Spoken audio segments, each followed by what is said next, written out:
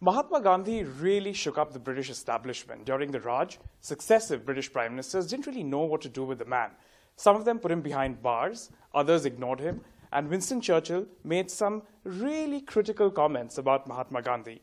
The current British Prime Minister, Prime Minister David Cameron, thank you very much for speaking to us, Prime Minister. You've decided to unveil a statue of the Mahatma, bringing him back into the center of British political life. Tell me, Prime Minister, when you cast your mind back to the comments made by Winston Churchill about the Mahatma on a day like today, do you regret those comments?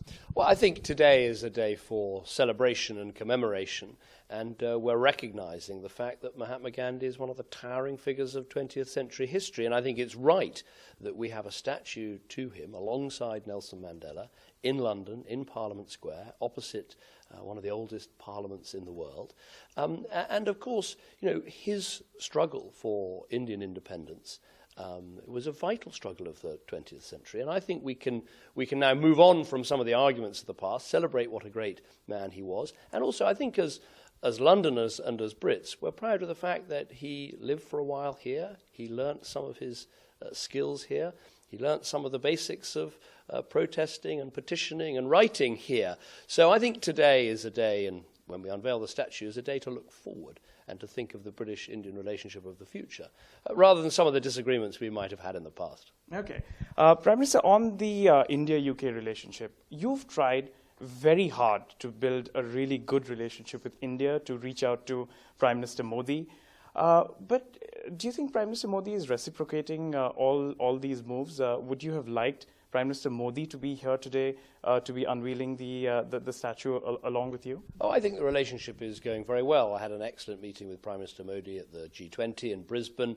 The Chancellor of the Exchequer and other ministers have visited India very recently and had meetings with the Prime Minister. Of course, I look forward to his visit here, and I look forward to my next visit to India. I've made 3 as Prime Minister. I hope to be Prime Minister after May the 7th, and we'll be making another visit to India soon. The relationship's going well. You can see that in the trade figures, where Britain is the biggest European investor into India, and India invests more in Britain than into the rest of the European Union put together. So it's a vibrant relationship, not just based on trade, but based on culture and language, and the Indian diaspora here in Britain who make a massive contribution to our country. But I think the best is yet to come.